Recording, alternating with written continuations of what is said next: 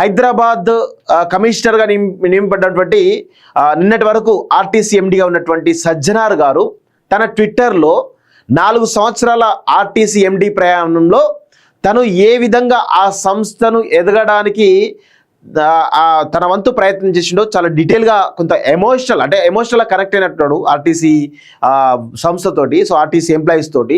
So దాన్ని ఆయన share చేసుకోవడం జరిగింది. సో దాని గురించి కొంత డీటెయిల్గా మనం ఆయన ట్వీట్ నేతలో దాన్ని చదివేటువంటి ప్రయత్నం అయితే చేద్దాం. ముందుగా చాలా పెద్ద ట్వీట్ రాసిండు, చాలా మంచి ఆయన సంబంధించిన ప్రతి అంశం కూడా రాయడం జరిగింది. సో ఇక్కడ చూడండి, గమనం మననం విజయం అలుపెరగని ప్రజా రవాణా సంస్థలో ముగిసిన 4 ఏళ్ల ప్రయాణం అంటూ చాలా ఎమోషనల్గా రాసిండు. నిజంగా ఇలాంటి ఆఫీసర్లు ఉండాలి. కాకపోతే ఆయన జనరల్గా ఏంటంటే పోలీస్ డిపార్ట్మెంట్ వ్యక్తి ఇట్లా ఒక అడ్మినిస్ట్రేటివ్ సర్వీసెస్కి వెళ్ళడం అదొక లూప్ లైన్ పోస్ట్ కింద లేకపోతే ఇంకేదో అనుకోవచ్చు. కానీ ఆ పోస్ట్ని కూడా దానికి ఆ సంస్థ కూడా పేరు తెచ్చి ఆ సంస్థ నష్టాల్లో ఉన్నటువంటి సంస్థను కూడా లాభాల్లోకి తీసుకురావడం ఏదైతుందో నిజంగా ఆయన యొక్క చిత్తశుద్ధికి నిదర్శనం అని చెప్పేసి మనం చెప్పొచ్చు. ఇది నిజంగా వారికి హ్యాట్స్ ఆఫ్ చెప్తా ఉన్నాం. సో అంటే వారు ఏమన్నారు అంటే వారి గురించి మనం తెలుసుకోవాలంటే ఆయన ఏ పొజిషన్లో ఉన్నా, ఆయన పోలీస్ ఆఫీసర్గా ఉన్నా లేకపోతే అడ్మినిస్ట్రేటివ్ బాధ్యతల్లో ఉన్నా, ఎక్కడ ఉన్నా కానీ తన మార్కును ఖచ్చితంగా చూపిస్తాడు. తన యొక్క బాధ్యతలను సమర్థవంతంగా నిర్వహించి ఆ యొక్క సంస్థ ఆ యొక్క అధికారానికి వన్నె తెస్తాడు అనే దానికి నిదర్శనం సజ్జనార్ గారు అని చెప్పేసి చాలా స్పష్టంగా చెప్పొచ్చు. ప్రస్తుతం వారు ఈరోజు మరి కాసేపట్లో హైదరాబాద్ పోలీస్ కమిషనర్గా తను బాధ్యతలు స్వీకరించబోతున్నాడు. సో దానికి ముందు చూడండి, ప్రియమైన టీజీఎస్ ఆర్టీసీ అధికారులు ఉద్యోగులందరికీ నా హృదయపూర్వక ధన్యవాదాలు. నేను 3/9/2021 నాడు ప్రభుత్వ ఉత్తర్వుల మేరకు RTC vice chairman and managing డైరెక్టర్గా బాధ్యతలు స్వీకరించాను. సో అసలు ఈయన ఈ పోస్ట్కి ఎందుకు రావడం జరిగింది? ఒకసారి దీని గురించి చాలా లోతుల్లోకి పోతే కేసీఆర్ ఇలా చాలా విషయాలు ఉన్నాయి.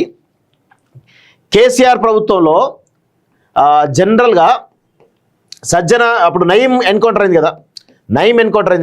ఆ నయీం ఎన్కౌంటర్ అయినప్పుడు మీరు చాలా స్పష్టంగా గుర్తుపెట్టుకోండి, నయీం ఎన్కౌంటర్ అయిన కొన్ని రోజుల తర్వాత ఈయన ట్రాన్స్ఫర్ కావడం జరిగింది. అంటే దాదాపు 1-2 సంవత్సరాల తర్వాత అనుకుంటా. అంటే ఆ కేసు పురోగతి సాధిస్తూ ఉన్న క్రమంలో ఆయన ట్రాన్స్ఫర్ కావడం జరిగింది.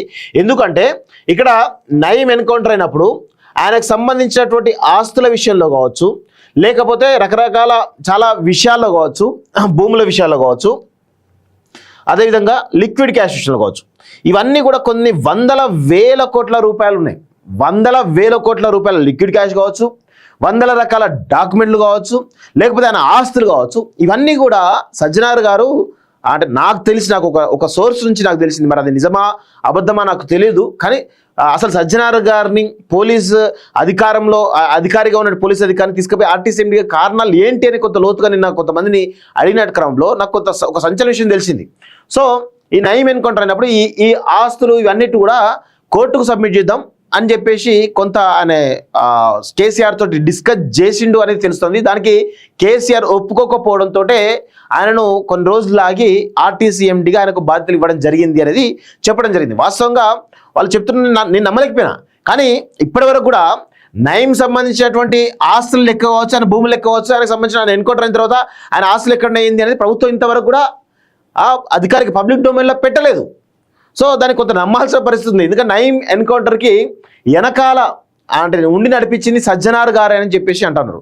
సో దాని తర్వాత దిశ ఎన్కౌంటర్ దానికి అటో ఇటో దాని తర్వాత అనుకుంటా 2021 ముందు దిశ ఎన్కౌంటర్ కూడా అయింది. సో ఇవన్నీ అంశాలు ఆయన కొంత ఇబ్బందికరమైన పరిస్థితిలో కేసీఆర్కి ఇబ్బందికరంగా మారినట్టు తెలుస్తూ ఉంది. సో దానికి సంబంధించి ఆయన ట్రాన్స్ఫర్ చేసినట్టుగా చాలా స్పష్టంగా అర్థమవుతోంది. ఇది అబద్ధమా లేకపోతే కల్పితమా అనేది నాకు తెలియదు. బట్ కొంతమంది సోర్సెస్ నుంచి తెలంగాణ 2-3 ఇదే పాయింట్ చెప్పడం జరిగింది. సో దిశ ఎన్కౌంటర్ తర్వాత ఈయన ట్రాన్స్ఫర్ అయ్యిండు. దానికంటే ముందు నయీం ఎన్కౌంటర్ కూడా అయింది. సో ఇవన్నీ కారణాలు చూస్తూ ఉంటే కొంత నిజమేమో అని అనిపిస్తూ ఉంది. బట్ నాకు క్లియర్ అసలు విషయం తెలియదు. సో ఇక్కడ చూడండి, ప్రియమైన టీజీఎస్ ఆర్టీసీ అధికారులు ఉద్యోగులందరికీ నా హృదయపూర్వక ధన్యవాదాలు. నేను 3/9/2021 నాడు ప్రభుత్వ ఉత్తర్వుల మేరకు ఆర్టీసీకి వైస్ చైర్మన్ అండ్ మేనేజింగ్ డైరెక్టర్గా బాధ్యత స్వీకరించాను. మీ అందరి సహాయ సహకారం వల్ల 4 ఏళ్లకు పైగా ఈ పోస్టింగ్లో కొనసాగాను. నేను బాధ్యతలు స్వీకరించడానికి సంస్థ చాలా కష్టకాలంలో ఉంది. ఆ సమయంలో ఆర్థిక లోటుతో సంస్థ మనుగడ ఉంటుందా లేదా అనేటువంటి భయం అందరిలోని గూడు కట్టుకొని ఉంది. అలాంటి క్లిష్ట పరిస్థితుల నుంచి సంస్థను బయటికి తీసుకొచ్చేందుకు అందరి అభిప్రాయాలు సూచనలు పరిగణలోకి తీసుకొని ఉన్నతాధికారులు, ఆర్థిక నిపుణులతో చర్చించాం. అనేక మేధోమథన సదస్సులు నిర్వహించి ప్రతి ఉద్యోగిని సంస్థ అభివృద్ధిలో భాగస్వామ్యం చేశాం. వ్యూహాత్మకమైనటువంటి ప్రణాళికలు రూపొందించుకొని ముందుకెళ్ళాం. కృషితో నాస్తి దుర్భిక్షం అన్న నానుడిని అందరం కలిసి నిరూపించాం. ఈ 4 ఏళ్లు అనేక ఒడిదుడుకులతో మన ప్రయాణం సాగినప్పటికీ మీ అందరి సంపూర్ణ మద్దతుతో సంస్థను ఉన్నత శిఖరాలకు చేర్చగలిగాము అంటున్నారు. అనే ఎక్కడ కూడా నేనే చేశాను, నేను చేయడం వల్లనే ఆర్టీసీ బాగుపడ్డది, నేను చేయడం వల్లనే ఆర్టీసీ నష్టాల నుంచి గట్టెక్కిందని చెప్పలేదు. అందరి సహకారంతో మన సంస్థను అభివృద్ధి చేసుకున్నాము అని అంటున్నాడంటే నిజంగా ఇది ఒక అప్రిషియేట్ చేయాల్సినటువంటి అంశమే.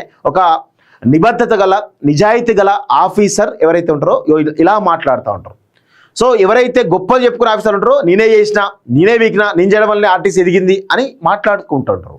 సో ఆయన అట్లా మాట్లాడలే. వాస్తవంగా మీ సహకారంతో అనేక కీలక సంస్కరణ అమలు చేశాం. పాత బస్సులను కొత్త బస్సులతో రీప్లేస్ చేయడం, ఏడాదికి 9,000 కోట్లకు పైగా రాబడి సాధించడం, కార్పొరేట్కు ధీటుగా తార్నాక ఆసుపత్రిని తీర్చిదిద్దడం, గ్రాండ్ హెల్త్ ఛాలెంజ్ నిర్వహణ, శిక్షణ కార్యక్రమాల ద్వారా మిమ్మల్ని సాధికారత చేయడం వంటి వినూత్నమైనటువంటి కార్యక్రమాలు చేపట్టాం. మీ అందరి కృషి పట్టుదలతో పాటు నిబద్ధత, అంకిత భావంతో పనిచేయడం వల్ల ఇది సాధ్యమైందని గర్వంగా చెప్తున్నాడట. సో గత 4 ఏళ్ల ప్రయాణంలో ప్రయాణికులకు అసౌకర్యం కలగకుండా చర్యలు తీసుకుంటూనే ఉద్యోగుల సంక్షేమానికి పెద్దపీట వేయడం జరిగింది. మీ అందరికీ తెలుసు, నేను మొదట మీకు ఇచ్చిన మాట ప్రకారం 1వ తేదీన జీతాలు ఇస్తున్నాం. 1వ తేదీన జీతాలు ఇస్తున్నానని చెప్పి చాలా స్పష్టంగా చెప్పడం జరిగింది. ఆర్థిక ఇబ్బందులు ఉన్నప్పటికీ ఎన్నో ఏళ్లుగా పెండింగ్లో ఉన్నటువంటి 2017కు సంబంధించినటువంటి 21% ఫిట్మెంట్ను ఉద్యోగులకు రాష్ట్ర ప్రభుత్వ సహకారంతో ప్రకటించి ఇచ్చాం. పెండింగ్లో ఉన్నటువంటి డిఏలన్నింటినీ దశల వారీగా చెల్లించాం. సంస్థకు సేవలు అందించి విధి నిర్వహణలో ప్రాణాలు కోల్పోయినటువంటి మెడికల్ అన్ఫిట్ అయిన 2,000 మంది ఉద్యోగుల కుటుంబ సభ్యులకు కారుణ్య నియామకాల ద్వారా ఉద్యోగులు కల్పించాం. సీనియారిటీ ప్రకారం అధికారులు ఉద్యోగులందరికీ పదోన్నతులు ఇచ్చాం. ప్రమాదవశాత్తు మరణించే ఉద్యోగుల కుటుంబ సభ్యులకు 1 కోటి ప్రమాద బీమాను అందజేస్తున్నాం. నేను బాధ్యతలు స్వీకరించిన తర్వాత పదవీ విరమణ పొందిన ప్రతి ఉద్యోగిని గౌరవప్రదంగా సంస్థ తరఫున వీడ్కోలు పలుకుతున్నాం. ప్రతి నెల విధిగా ఉద్యోగ విరమణ కార్యక్రమాలు నిర్వహించాం. ప్రస్తుతం ఈ పద్ధతి సంస్థ సంప్రదాయంగా మారింది అంటూ చూస్తున్నాం. వాస్తవంగా ఇక్కడ రాష్ట్ర ప్రభుత్వం ఏదైతే ఉందో, రాష్ట్ర ప్రభుత్వ ఉద్యోగులు ఎవరైతే ఉన్నారో వాళ్ళు రిటైర్మెంట్ అయితే కనీస బెనిఫిట్స్ అయినటువంటి భావదారిద్ర్యమైన పరిస్థితిలో గత ప్రభుత్వం ఉంటే ఈ ప్రభుత్వం కూడా అదే కొనసాగిస్తున్నట్టుగా చాలా స్పష్టంగా అర్థమవుతుంది. కానీ వాటన్నిటికీ భిన్నంగా సజ్జనార్ గారి నేతృత్వంలో ఆర్టీసీ ఎంప్లాయీస్ కనుక విరమణ చెందితే, అంటే ఉద్యోగ విరమణ చేస్తే వారికి సగర్వంగా, అంటే గౌరవంగా తలెత్తుకొని పదవి విరమణ చేసేటువంటి ఒక కార్యక్రమాలు కూడా నిర్వహిస్తామని చెప్పి చాలా స్పష్టంగా చెప్పడం జరిగింది. నిజంగా ఇది అప్రిషియేట్ చేయాల్సినటువంటి అంశంగా మనం అయితే చెప్పొచ్చు. ముఖ్యంగా ఉద్యోగులు ఆరోగ్యంగా ఉంటేనే సంస్థ ఆరోగ్యంగా ఉంటుందని భావించి 4 ఏళ్లలో గ్రాండ్ హెల్త్ ఛాలెంజ్ను 3 సార్లు నిర్వహించాం.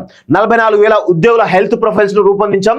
ఉద్యోగుల జీవిత భాగస్వాములకు వైద్య పరీక్షలు చేయించాం. ఈ ఛాలెంజ్లో వైద్య పరీక్షలు చేయడం వల్ల గుండె సంబంధిత సమస్యలు ఉన్నటువంటి సుమారు 1000 మంది ఉద్యోగుల వారి జీవిత భాగస్వాముల ప్రాణాలను కాపాడుకున్నామంటూ చాలా చెప్తున్నాం. అంటే 1000 మంది ప్రాణాలు కాపాడమంటే మామూలు విషయం కాదు. నిజంగా ఇది అంటే వారి యొక్క నిబద్ధతకు నిదర్శనంగా చెప్పొచ్చు. చాలా స్పష్టంగా చెప్పడం జరిగింది. వారి తార్నాకలోని ఆర్టీసీ ఆసుపత్రిని కార్పొరేట్ ఆసుపత్రులకు ధీటుగా రూపొందించుకుని ఉద్యోగులకు వారి కుటుంబ సభ్యులకు మెరుగైనటువంటి వైద్యాన్ని అందిస్తున్నాం. రక్తదాన శిబిరాలు ఏర్పాటు చేసుకొని సమాజ సేవలో మేము సైతం అంటూ నిరూపించుకున్నామంటూ చూస్తున్నాం. అంటే ఎప్పుడు కానీ పాలకులు ఈ విధమైనటువంటి నిబద్ధతతో నిజాయితీగా కష్టపడితే ఖచ్చితంగా ఆ రాష్ట్రం కానీ ఆ సంస్థ కానీ అభివృద్ధి చెందుతారని కారణం దానికి నిదర్శనం సజ్జనార్ గారు.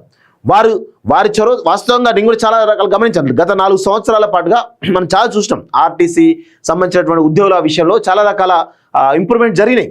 సరే, కొన్ని ప్రభుత్వపరమైన నిర్ణయాల్లో ఈయన వేలు పెట్టకపోవచ్చు కాక, కానీ ఆ సంస్థ సంబంధించిన విషయాల్లో మాత్రం ఖచ్చితంగా ఆయన నిర్ణయమే ఖచ్చితంగా ఉండేది అనేది చాలా స్పష్టంగా మనకు అర్థమవుతా ఉంది. ప్రధానంగా రాష్ట్ర ప్రభుత్వం 6 గ్యారెంటీల భాగంగా ప్రతిష్టాత్మకంగా ప్రవేశపెట్టినటువంటి మహిళలకు ఉచిత బస్సు పథకాన్ని ప్రకటించిన 48 గంటల్లో మనం అమలు చేశాం. ప్రతిరోజు సగటున 35 లక్షల మంది మహిళలు ఈ స్కీమ్ను వినియోగించుకున్నారు. ప్రయాణికులను క్షేమంగా సురక్షితంగా గమ్యస్థానాలకు చేరవేయడంలో ప్రతి ఒక్క సిబ్బంది కృషి ఉంది. ప్రభుత్వ ప్రైవేట్ రంగ సంస్థల సహకారంతో ఆర్టీసీ తిరిగి తన కాళ్ళపై తాను నిలబడేలా కృషి చేశాం. సంస్థ ప్రకటించిన ప్రతి ఛాలెంజ్ విజయవంతం చేశాం. ఈ మహాయజ్ఞంలో నాతో కలిసి పనిచేసిన ప్రతి అధికారికి, ఉద్యోగికి పేరు పేరున కృతజ్ఞతలు తెలియజేస్తున్నాం. గతంలోనూ మీరే సంస్థలో విధులు నిర్వర్తించారు. ఇప్పుడు సంస్థలో ఎంత తేడా వచ్చిందో మీకు తెలియదు కాదు. ముఖ్యంగా మీ అందరికీ తెలియజేసే ఏమిటంటే, ఓ మహాకవి చెప్పినట్టుగా ఎవరో వస్తారని ఏదో చేస్తారని ఎదురు చూసి వెళ్ళి మోసపోకుమా అన్నది నిజం. సంస్థలోని ప్రతి ఉద్యోగి కూడా ఈ సంస్థ నాది అనేటువంటి భావనతో, శక్తి వంచన లేకుండా అంకిత భావంతో ప్రతి క్షణాన్ని ఒక సవాలుగా తీసుకొని ముందుకెళ్ళాలి. ప్రయాణికులను మరింత మెరుగైన నాణ్యమైన సేవలు అందించి వారి మన్ననలు పొందినట్లయితే సంస్థ రాబోయే కాలంలో ఎంతో వృద్ధి చెందుతున్నటువంటి నమ్మకం నాకుంది. ప్రయాణికులే మన సంస్థకు దేవుళ్ళు అనే విషయం ఎప్పుడు మన హృదయాల్లో నాటుకుపోవాలి. ప్రయాణికుల పట్ల చాలా గౌరవంతో మెలగాలి. చివరిగా ఆర్టీసీ పరిమిత కాలంలో అపరిమిత పేరు ప్రతిష్ట దక్కడంలో మనమంతా చేయి కలిసి పనిచేశాం. భవిష్యత్తులో మీరంతా ఇలానే పనిచేస్తూ దేశంలోని అత్యున్నత రవాణా సంస్థగా మన టీజీఎస్ ఆర్టీసీని నిలబెడతారని ఆశిస్తున్నాను.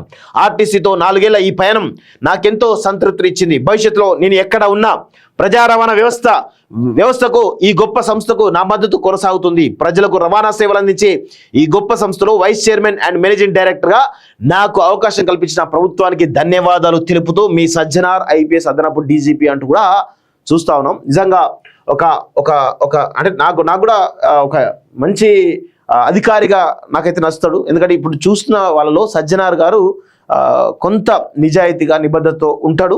సో అందులో ఎలాంటి అనుమానం అక్కర్లేదు. సో హైదరాబాద్ సిపిగా కూడా వారు సమర్థవంతమైనటువంటి బాధ్యతలు నిర్వహించి హైదరాబాద్లో ఉన్నటువంటి అనేక సమస్యలు నేరాలు ఏవైతున్నాయో వాటిని కట్టడి చేయాలని చెప్పేసి కూడా ఈరోజు నేను కోరుతా ఉన్నాను.